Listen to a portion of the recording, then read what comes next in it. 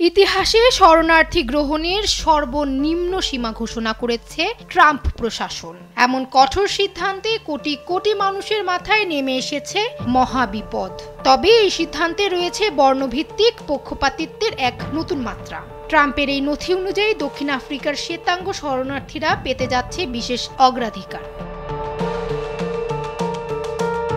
গত বছর বাইডেন আমলে 1,25,000 শরণার্থী যুক্তরাষ্ট্রে প্রবেশের অনুমতি পেয়েছিলেন। তবে ট্রাম্পের নতুন নিয়মে মাত্র 7,000 জন শরণার্থী দেশটিতে প্রবেশ করতে পারবেন। এই শরণার্থীরা 1 বছর অবধি যুক্তরাষ্ট্রে স্থায়ীভাবে থাকতে পারবেন। পরবর্তীতে নাগরিকতা পেতে আবেদন করতে হবে তাদের। শরণার্থী নীতি তৈরির মূল উদ্দেশ্য হলো সবচেয়ে বেশি ঝুঁকিতে থাকা এবং বাস্তুচ্যুতদের সাহায্য করা। তবে ট্রাম্পের নতুন নিয়ম অনুযায়ী দক্ষিণ আফ্রিকার শ্বেতাঙ্গদের শরণার্থী হিসেবে যুক্তরাষ্ট্রে প্রবেশে অগ্রাধিকার দেওয়া হবে। কারণ ট্রাম্পের দাবি তারা জাতিগত বৈষম্যের শিকার।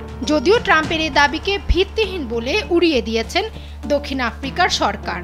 জাতিসংঘের শরণার্থী সংস্থার তথ্য অনুযায়ী বর্তমান বিশ্বজুড়ে শরণার্থীর সংখ্যা 4,27,00,000। এর মধ্যে 1,25,000 শরণার্থী আছেন যুক্তরাষ্ট্রে।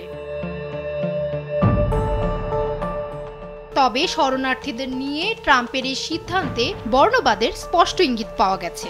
দক্ষিণ আফ্রিকার মানুষকে তিনি বৈষম্যের শিকার বলেছেন।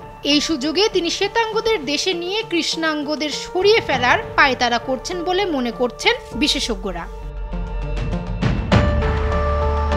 মানবাধিকার ও অভিবাসন সংস্থাগুলো ট্রাম্পের এই সিদ্ধান্তকে রাজনৈতিক ও বৈষম্যমূলক বলে মন্তব্য করেছেন। যুক্তরাষ্ট্রের ইমিগ্রেশন কাউন্সিলের সিনিয়র ফেলো অ্যারন রাইকলিন মেলনিক বলেছেন, ট্রাম্প প্রশাসন এখন এমন লোকজনকে শরণার্থী বলছেন যারা আন্তর্জাতিক সংজ্ঞা অনুযায়ী শরণার্থী নন। এটি কার্যত শ্বেতাঙ্গদের অভিবাসনের নতুন অজুহাত।